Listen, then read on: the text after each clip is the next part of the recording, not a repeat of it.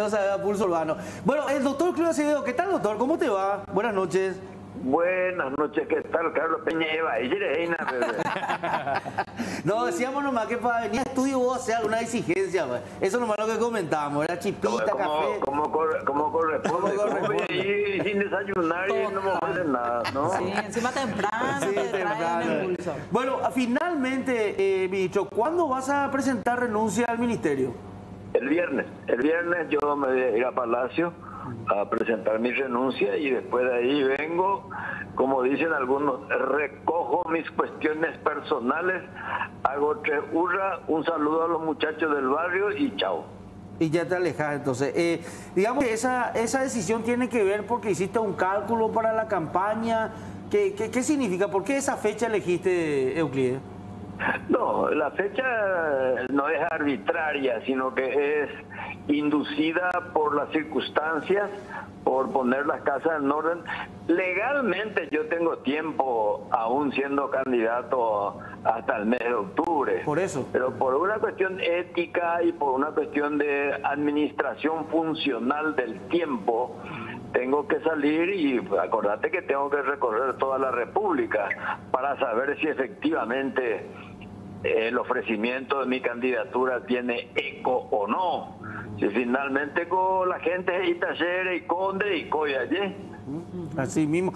Ahora, hicimos una votación acá, ya claro, estamos aclarando, pero un montón de veces que no es una medición científica de esto, pues lo tiramos al Twitter, y aquí, al menos dentro de la concertación, va a estar en un 60% arriba entre todos los 9 candidatos que hay hasta ahora, porque hasta ahora son 9 ahí dentro de la concertación, Euclides.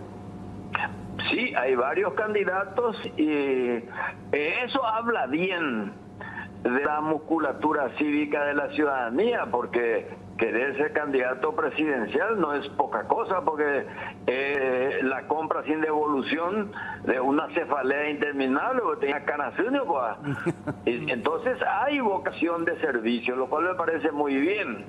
Y creo que es por eso importante la conversación entre todos los candidatos para encontrar un discurso común, un proyecto común y sobre todo una gran vocación de poder. Porque la Neregana Maero y Comarareña presentata. ¿Cómo le ves a los demás colegas tuyos, ya podríamos decir, ministro, allí en la concertación? Bueno, la concertación es un recurso electoral previsto en el propio código, que tiene sus requisitos, pero la concertación no es otra cosa sino que es un acuerdo. La alianza es un acuerdo. Entonces, tanto la concertación como la alianza puede hacerse de la manera establecida en el código o a través de otro tipo de acuerdos, porque los pactos políticos son acuerdos que se hacen entre las personas interesadas en la misma pretensión. Y yo le veo muy bien a los candidatos, sobre todo me encanta que hayan candidatas.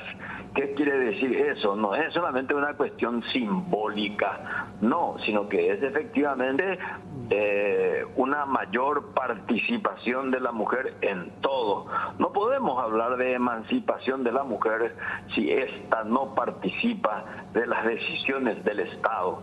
En ese sentido creo que hay que saludar la participación de la mujer. Y el resto de los candidatos, ustedes saben que hay algunos que ya tienen marcada experiencia y hay otros que la tienen menos, pero tienen la misma vocación de servicio.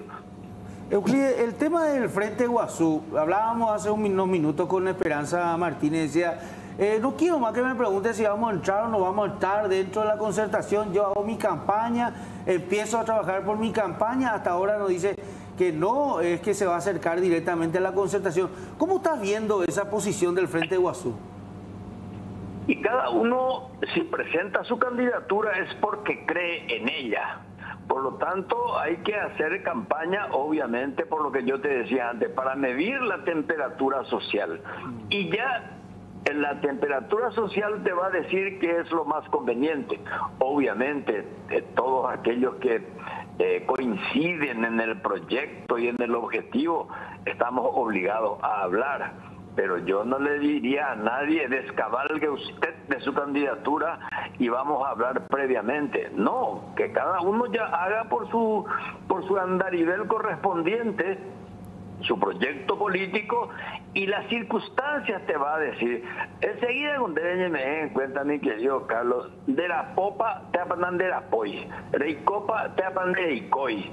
Y eso te va a permitir a vos hacer las negociaciones correspondientes. Y yo lo único que digo es que aquí hay que entrar con una gran vocación de poder, pero con mucho desprendimiento personal. Ministro, hay gente que no se olvida, decíamos, de su paso por el Ministerio del Interior, que le sigue criticando por eso, que dice no voy a votar por un candidato. Leí ahí una de las respuestas en Twitter que decía yo no voy a votar por alguien que cuando fue ministro del Interior no hizo nada y hubo muchísimos asaltos. Bueno, los asaltos que hubieron no depende del ministro del Interior, sino que depende de la misma coyuntura. Y yo te hago lo siguiente, creo que mi mejor gestión en la función pública fue en el Ministerio del Interior en plena pandemia, que me cupo la labor más complicada, cuál es buscar que el ciudadano se quede en su casa. O ustedes no se acuerdan de eso de Pitán derógame, Caún derógame. Eso fue un compromiso en una situación sumamente crítica y creo haber satisfecho las expectativas nacionales. Los asaltos, bueno, eso ya es consecuencia de la inseguridad estructural. Y aprovecho para decirte, mi querida amiga, que justamente el espinazo central de mi propuesta política es la seguridad. Porque justamente a propósito de lo que señalan, yo sé muy bien más que los efectos, las causas del delito. Y eso hay que perseguir de manera científica, de manera frontal y entre todos. Sin seguridad no habrá gobernabilidad política. Sin gobernabilidad política no hay proyecto ni desarrollo económico. Ministro, ¿ya hay alguna negociación para una dupla? ¿Ya se tiene por lo menos algunos nombres barajándose allí en su escritorio en torno a lo que va a ser su candidatura oficialmente, ministro? No hay nada y voy a ser irresponsable si te digo, y con las personas que he hablado fundamentalmente cuál es el tipo de país que querríamos.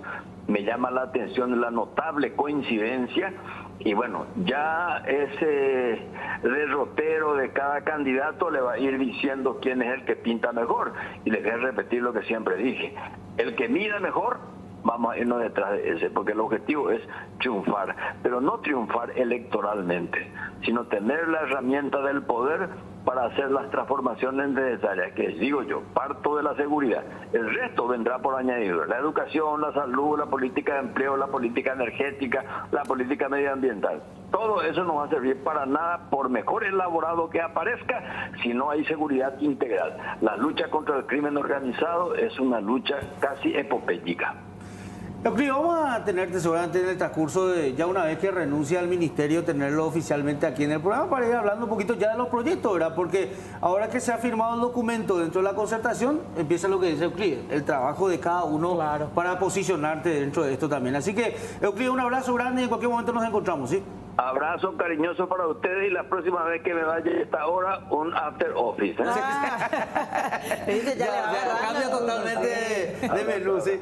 Un abrazo, Euclides. Bueno, Euclides se vio. El viernes entonces presenta renuncia. Viernes 29 de abril. 29 de abril, va a ir ya al completando Palacio, el mes. va a ir al Palacio, va a anunciar, va a presentar la renuncia y va a salir. Sí. Y con eso completa, digamos, una etapa de varios meses en el Ejecutivo. Sí, ¿eh? Estaba leyendo en enero del 2021 que él cambió de ramo y se fue del Ministerio del Interior a Relaciones Exteriores. Pero en la pandemia ya estuvo como ministro del Interior. Bueno, lo único no fue el ministro de Salud, ¿verdad? Porque ya hay algunos que improvisaron también ahí.